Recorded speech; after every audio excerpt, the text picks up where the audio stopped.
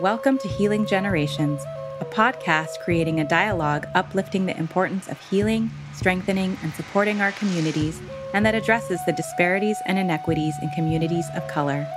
Healing Generations is brought to you by the Healing Generations Institute, a collaborative initiative of the National Compadres Network and the Brotherhood of Elders. Be sure to subscribe to stay up to date on our new releases. Hello, and welcome to the Healing Generations podcast. My name is Alejandro Ozuna, and I will be one of your hosts today. Thank you for tuning in to our youth-led portion of the podcast, where today you'll be hearing from a youth leader and her healing process, participation in Círculo, and her work in the community. I'm here today with my co-host, Ariel Jimenez.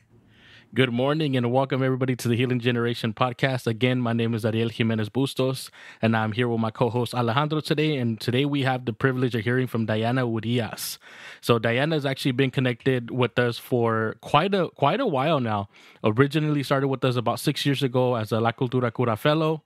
Since then has transitioned to many different roles within the community, including her connections with Fresh Lifelines for Youth and Youth Law, and is now definitely one of our stars out in UC Berkeley. So we definitely welcome Diana. And before we even get started, you already know how we do. Conocimiento is important to us. We definitely like to hear from everybody in terms of who they are and where do they come from. So if you want to get us started with a little introduction, we're more than happy to have you with us here today. Thank y'all for having me. My name is Diana Urias. I'm currently a senior majoring in sociology at UC Berkeley. I'm from San Jose, California, born and raised. Like Ariel said, I have been connected to NCN for a little over 6 years now. I started off as a fellow. I have had the privilege of being involved in my community in different forms, and I'm really happy to be here today. Thank you for sharing that. So the next question we're going to be getting into is a little bit about your work with NCN and how did you get connected to NCN? So I got connected to NCN through juvenile court. I identify as formally justice involved. So I spent some time in my youth in the juvenile justice system. It was actually my former Judge Lucero, which is a wonderful woman. She was the one who connected me to the opportunity to be a part of the fellowship, which expanded into a role itself that nobody was really expecting. So it ended up being longer than what was intended. So that was also great.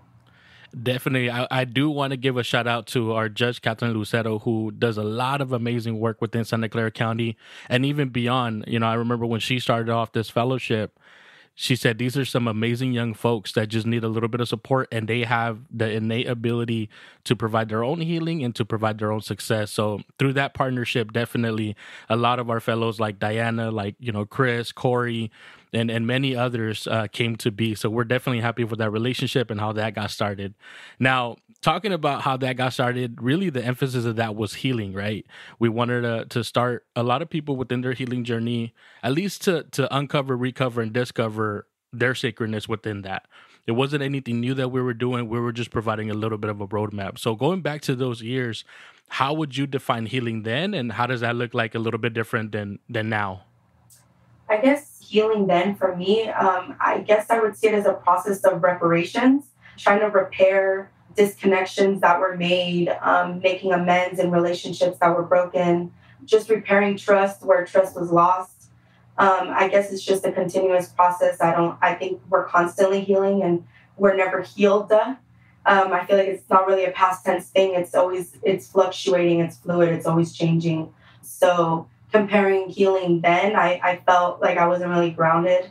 But once I started that process and had the support, like you said, more of a roadmap, it kind of became more clear to me how my healing journey and what was going to work for me.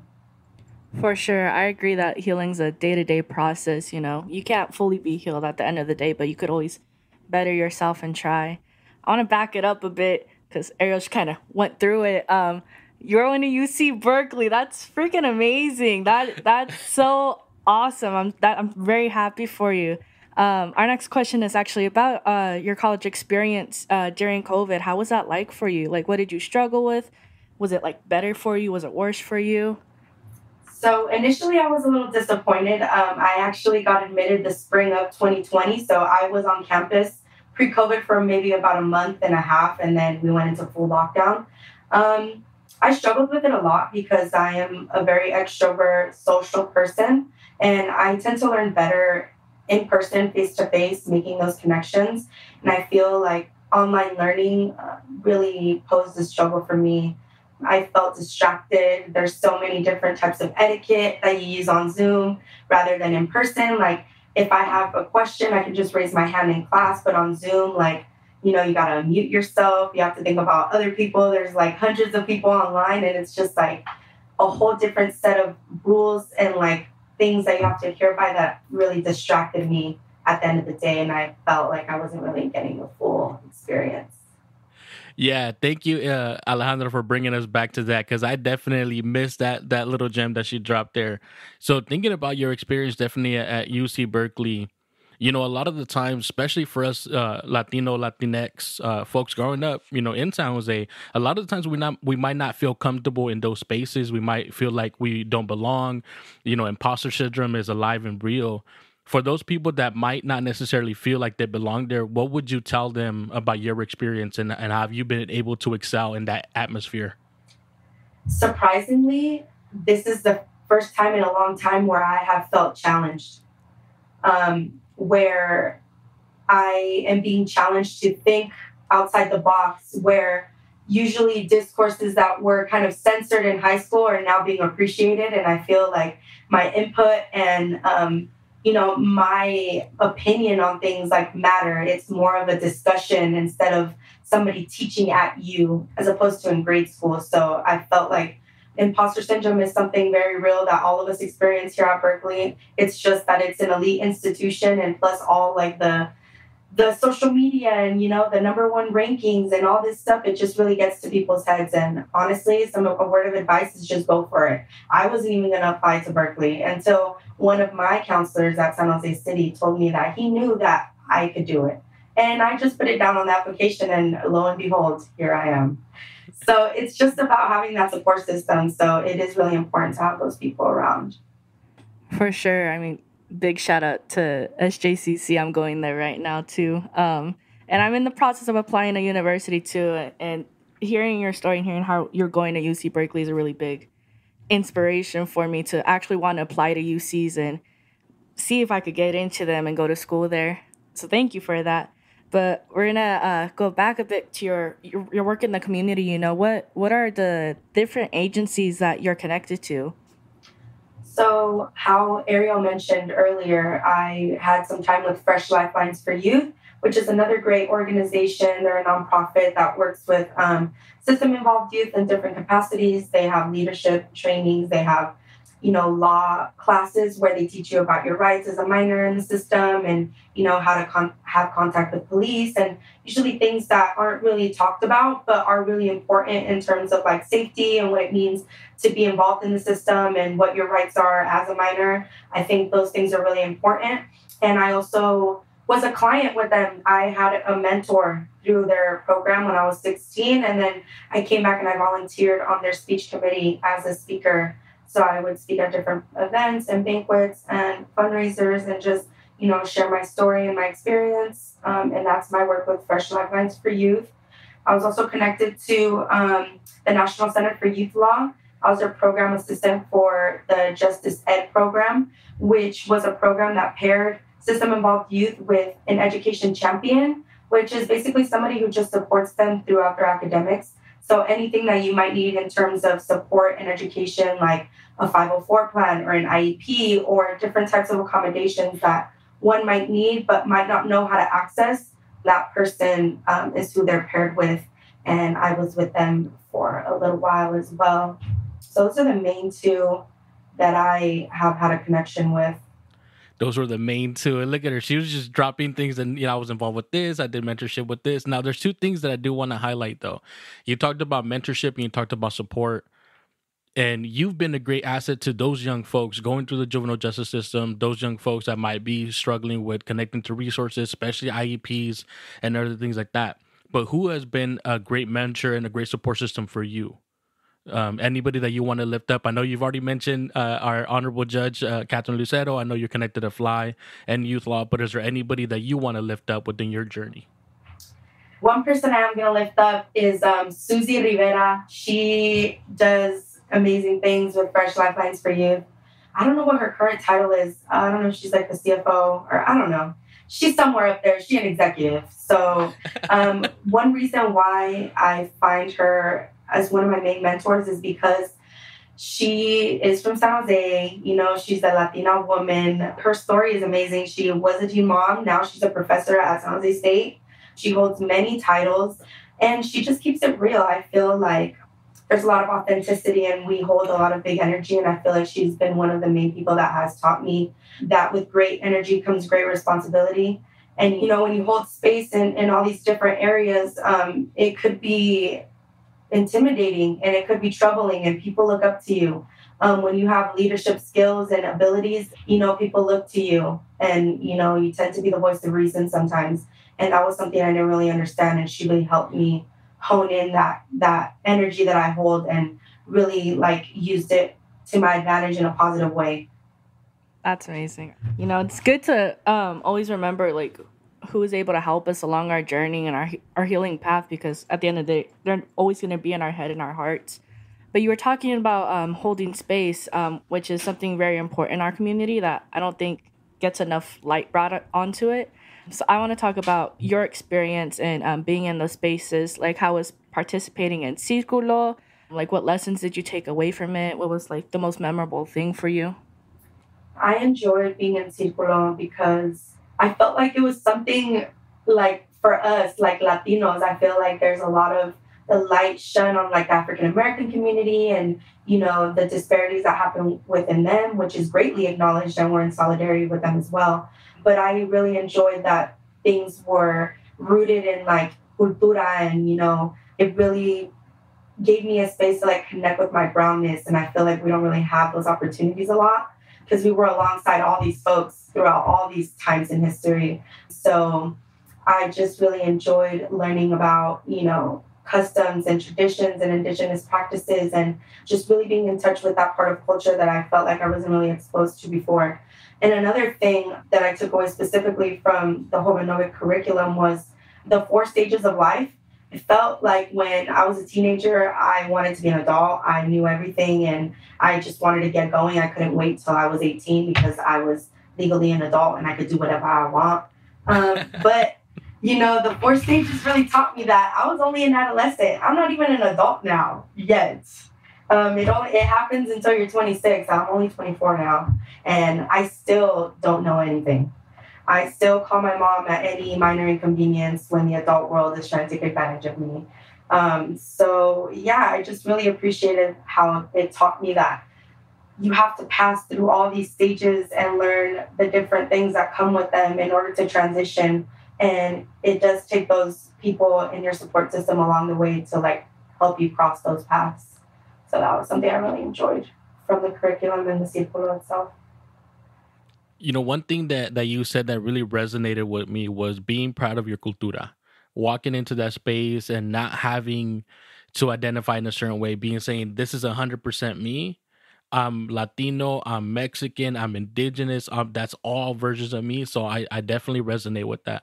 One thing that I wanted to ask a little bit more about that is for the people that are not connected to Círculo.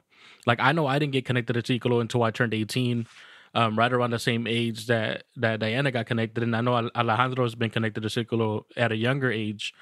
But for the people that are not connected, what advice would you give to them? Why is it important to get connected and to stay connected? I think it's important to get connected because as much as society wants to input this like self-love, self-righteousness, I have to do everything by myself, independent, we do need support and we do need community. And I always tie back to what they say about it takes a village, and it really does.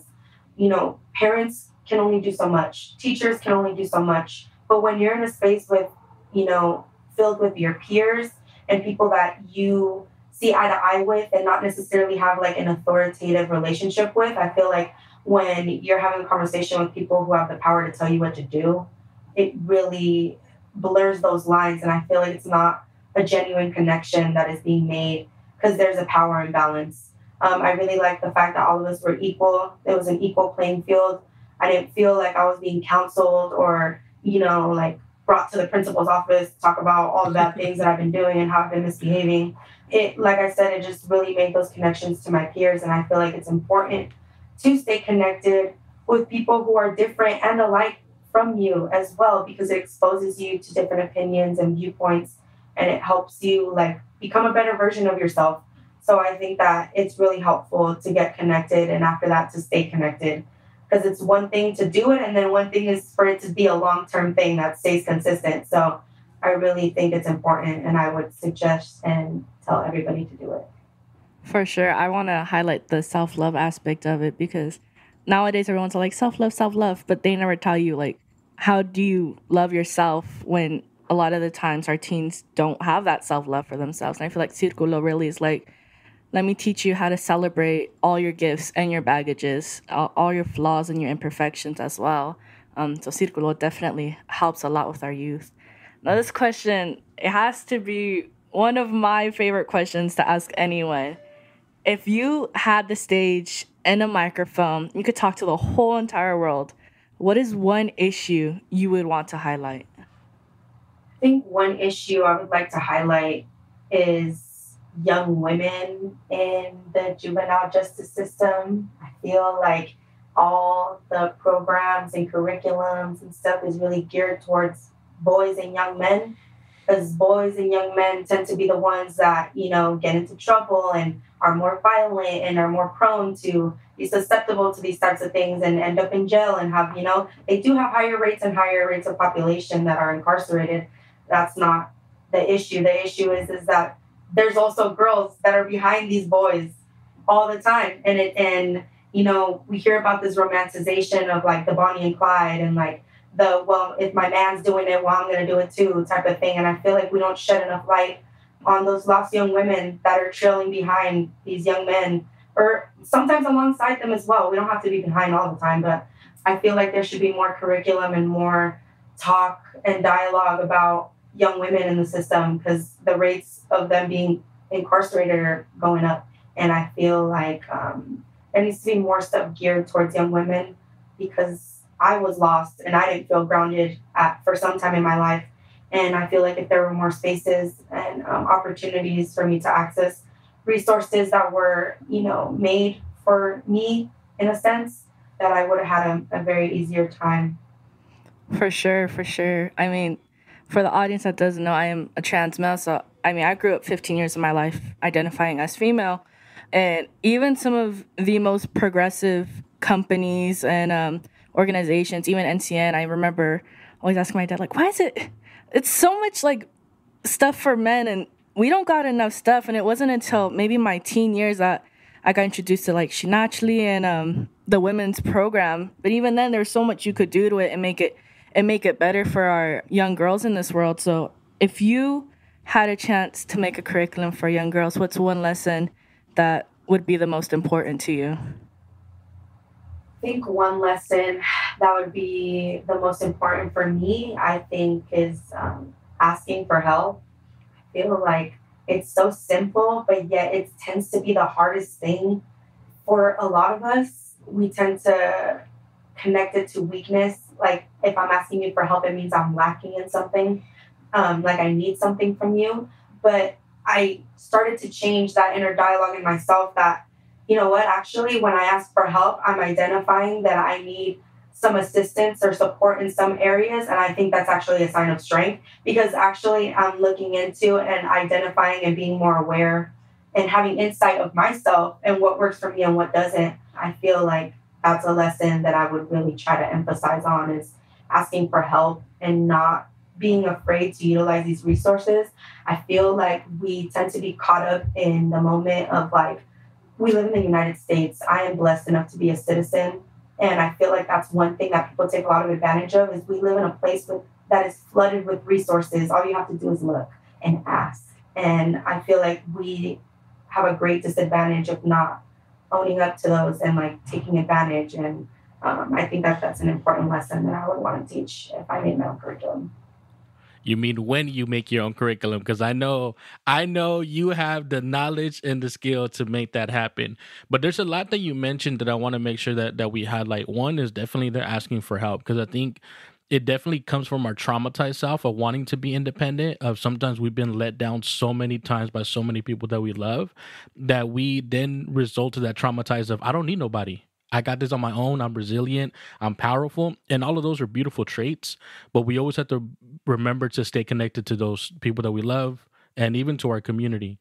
Now, going back to what you said, I agree with you 100%, especially in Santa Clara County, when we talked about people that are incarcerated, and specifically our young folks that are incarcerated. I think when I did the study back in like 2015, there was only 4% of the people that were incarcerated were young women. But that doesn't take into account all of the young women that were on unofficial probation, all of the young women that were sent to counseling, and all these other resources. They weren't accounting for those numbers. And what we did in that study, when we started to look at the funding sources, that a lot of the funding that was going to like behavior modification, like anger management, was going to young boys. And then all of the money going to young women was all pregnancy prevention, but nothing else. Right. So if you were to have a conversation with the policymakers, with the system folks that are the leaders of the community, what would you tell them about that issue, about not focusing a lot of their services for young women who are system impacted? I feel like I would say that, they're basically exacerbating gender norms. Young women are viewed as, the only possibility is either you become a mom or you become, fierce businesswoman. It's never one or the other, and you have to choose. I feel like the fact that all this funding is going towards pregnancy prevention, don't get me wrong, that teen pregnancy is a big issue as well. And I think that that's something that we should be educating our young girls about, but also educating young girls on how they can be leaders and how they can be fierce businesswomen, or education, or, any type of career form. I feel like nobody really asked me what I wanted to be when I grew up. It was more like, are you going to go to work, or are you going to get married, or are you going to have kids? It was never, how can we expand this young girl's life? How can we connect her to resources and connections and organizations that are going to help foster her qualities? I feel like a lot of young girls are being silenced. I remember when I would speak up and ask questions, it was, I'm being defiant, and I'm having an attitude, and am I on my period? Because I'm getting a little too energetic right now, and it's like, we want to refer all this back to hormones and being a young woman. But I just think that as far as policymakers and all this stuff, I just think it's important to have enough variety for girls, just like they do for boys and all other non-binary conforming people. You know what I mean? So I just think that it's important to highlight all of the differences and not just specify young women as wanting to prevent them from getting pregnant. Which is very important. Thank you for that. I think in that message is a lot that we get lost on as a community, and I think we definitely do get stuck on gender norms way too much. Now going to a different question, what advice would you give to the youth who might be struggling in a lot of these issues that you already highlighted? Like, if I know there's a lot right now going into youth-led programs, there's a lot going into like youth advisory councils, a lot of going into that, and the youth are finally getting the opportunity to speak up and be the leaders. What advice would you give to those young folks that are getting thrown at the front to lead some of these initiatives? Some advice I would give is just lead with your best intentions. Like, I know sometimes it could be a little scary to share your ideas and, share your opinions or your point of view on a lot of controversial topics, because we don't want to be judged or, looked at funny because of something that we said. I think it's important that when you take on a leadership role, that you do things with a good intention and, move with your best foot forward and really think back and say, what kind of person would the younger me want in their corner? I feel like a lot of youth-led organizations are really doing a good job at actually hearing what the youth would want and let them tailor the program on what their needs are. Because why are we asking adults what teenagers need? I think it's kind of like it's a rhetorical question a little bit. Why are we asking the people who already went through this what they want to see in this program if it's not benefiting them? And I know that there's this multi-generational disconnect with a lot of traditional folks and older folks that are kind of set in their ways, and they're not really following suit with this whole new reconstruction of all these old ideas and narratives that has been going on right now in recent times. So I think that's one thing that I would say for people that are leading these groups is just go with your gut, do what you think is right. Because, I love this quote, and it's, doing the right thing is never easy. The right thing isn't always the easiest. So, if you feel in your gut that you're moving with your best intentions, then the rest will sort itself out. For sure. I think our youth nowadays, it's really scary to even want to put our voice out there, because nowadays it's youth against youth. It's youth saying like, oh, you guys are being too sensitive about this. And then other youth being like, well, listen, it's an actual problem. Let's look at it. So I think being able to talk about it and not be afraid is really what's holding a lot of our youth back. So the opportunity to just go into it head first without thinking and being like, listen, I have this on my mind. I'm going to say it. Don't interrupt me, please. Is really important. I want to talk a bit about your work in the community. Is there anything you want to highlight? Any efforts you're currently helping with in the community? Any work you're doing? So currently I am a staff writer for a magazine on campus called Her Magazine. So it's a women's magazine on campus. And I submit my weekly articles, and it gives me a lot of freedom as a writer. Writing is a big thing that has helped me throughout my journey. And I journal a lot, and I write down a lot of my ideas and thoughts, which I have found very therapeutic. So that's a new opportunity that I have taken on, which I am really enjoying at the moment. Another recent accomplishment, I would say, is last semester I took a Chicano studies class here at Cal, and I submitted a poem, and it got published in an anthology, the Barrio Voices poem submission. So it was their volume 1 of their anthology. So I have a poem in there as well. So I want to start tapping into like my writing a little bit more, because one of my goals is to like write a book about my life. Because everybody tells me, even when I tell them a smidge of just what I've gone through, they're just like, oh my God, you need to write it down and tell it to everyone. So I guess just those two things recently, and just being a full-time student and being involved on campus as much as I can in the capacity that I can. I definitely want to lift up your writings, because you have a beautiful way of putting down on paper the healing through storytelling. And I know I've witnessed it firsthand, and I'm definitely glad that now everybody's getting exposed to your writings, and even to just your story in general. I remember even one of the first times that I sat with you, and you gave me maybe like a snippet of like, this were 6 months of my life. And I was like, you need to write a book about that. You're like, oh no, that was just half a year. And I was just so thrown away. It's like, okay, you're definitely resilient beyond what anybody has realized just yet. And then congratulations on that poem too. We definitely will make sure that all the listeners here get access to that if you're comfortable sharing that. But definitely now, if you had the opportunity to write about your community and say this was going to get published next week, what is one thing that you will highlight about your community that makes you proud to be connected to your community? I think one thing I would say about my community, my personal community, is I have been blessed with the opportunity to have multi-generational relationships. I am very close to my mom, but I'm very close to my grandmother as well. And I feel like growing up, being her neighbor, I lived next to my grandmother my whole life. And my mom comes from a big family. Just that multi-generational community that we've created on our own little block here tucked away in West Side of San Jose. I just appreciate the Latino community, how we incorporate all the generations. Some of us are not as privileged to have our grandparents around, but we do see in the Latino community a lot that it's, our tias, our tios, our cousins, our mom, our grandma. Like, it's always a mixture, and we're not so segregated and you're a child, so you need to hang out with children. Like, you're an adult, so we hang out with adults.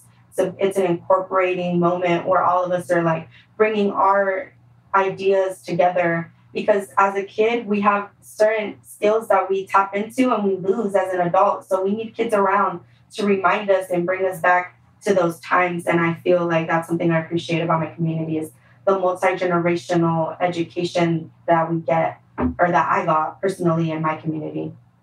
That's awesome. I mean, I was raised around a village as well. I mean, my parents always told me it takes a village to raise a child. And I've heard you quote it a while back too, and it's very true. I don't know where I'd be if I didn't have my tios and tias and family friends and cousins around me, especially here in San Jose. I mean, those who can't see it, I got San Jose around my hat right now. I'm very proud to be from San Jose, born and raised here. But I don't feel like I would have the same experience somewhere else besides San Jose. So I think it's super cool that we get to highlight our community in that way. So the next question would be for you. Why do you think it's important for us to continue to move forward? You know, like a lot of our times on our healing path, we get stuck and we don't really want to keep going, but we know it's important. So why do you think it's important to continue to move forward, to heal, and to continue to give back to our community? I think it's important to keep moving forward because it has happened to me where I don't have anything to look forward to. I felt like I didn't have anything that I cared about. I felt like I had nothing to lose. I feel like that feeling is very scary. When you think to yourself, I have nothing to lose and I don't care about my life or what happens to me, like that was scary for me. Like, what do you mean you don't care? Like, what do you mean? Like, what? This can't be it. This cannot be it. So I think it's very important for us to keep moving forward and continue to heal and do things that are healthy for our emotional well-being, because the future is something to look forward to. It's bright. And once we get stuck in the day-to-day struggles, we are not inspired. We lose motivation. We don't have the energy. We feel drained. And that's something that I can no longer tolerate because I have too many things to do that require my full energy and attention. So I think it's important for all of us to find something that we're passionate about, to find something that's important to us, to be in places that make us feel important, because it really does determine the rest of our lives and how we choose. Are we going to survive or are we going to live? Because for a while I was just surviving. I was just getting by. And now I actually want to live and make things worth living for. So I think that was a big change. And I think it's important for all of us to keep moving forward and be the best version of ourselves that we can be. Definitely that shift, right? I've heard Maestro Jerry, they'll say that a lot. How do we go from surviving to then, thriving and living our sacred purpose? So I think that's definitely important. Now, as we close up, I want to make sure that Diana, is there anything else that you want to share with us? I know you shared a lot about your journey. You shared a lot about what you're currently working on, what has kept you connected to the community. But is there any other closing remarks that you want to share with our listeners today? So I want to share a quote that I found when I was actually on my way to get dropped off to a new group home when I was like 13, 14. I got sent to a group home outside of Santa Clara County. It was all the way in Madera. So I had a long trip. I was, waiting in the back seat on my phone, just getting on that phone right before I had to turn it in because they were going to take it away. So I was just, scrolling, and I found this quote, and it said, "Never let the sadness of the past and the fear of the future ruin the happiness of the present." And ever since then, I used to write it down everywhere. I even have it on my Facebook caption. This has been my mantra forever, because I felt like for a while being in the system, I didn't really have control over my life. I didn't really have control over where I live. Somebody was always in control of that.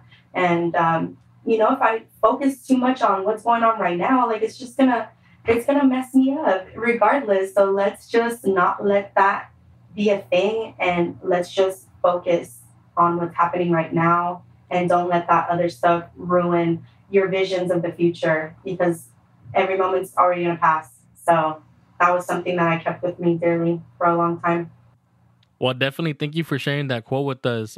I definitely look forward to seeing that quote blasted on a book that says the story of Diana Urias, because I'm definitely can't wait to see what else you accomplish in this journey. Now passing it over to Alejandro, is there any closing remarks that you want to share with us as we close up today? I just want to give a really big thank you to Diana for being here with us. I mean, like Ariel said, I'm looking forward to that book. I'm going to get it on pre-sale when it comes out. Thank you for being an inspiration to a lot of our youth, our young women. A lot of the times from San Jose, even in my high school, I never saw kids who are Latino going off to schools like UC Berkeley and thriving so much. So it's a really big inspiration to see someone who looks like me going to a UC like that. So thank you for that. I want to say thank you to my co-host, Ariel Jimenez, for being here with me. And yeah, thank you for our listeners who are here and who are tuning in. And I hope you guys enjoyed. Thank you, Alejandro. Thank you, Diana. Both of you. I think there's the only way to close up is something that you said earlier. That said the future is something to look forward to, and the future is bright. And I definitely want to say that, looking at both of y'all with leaders and young leaders like both of you, and everything you're both gonna accomplish, the future is definitely bright, and the future is something that I'm looking forward to. So again, thank you both for sharing of yourself. And to all our listeners, make sure that you follow us on Facebook as the National Compadres Network, on Twitter, and definitely on Instagram as La Cultura Cura. And make sure that you subscribe to the Healing Generation podcast, especially our youth portion of it. We're definitely happy to be with you all, and definitely look forward to all the future conversations that our youth are going to lead. Thank you. For more information about Healing Generations and the Healing Generations Institute, visit nationalcompadresnetwork.org and be sure to subscribe to stay up to date with our new releases.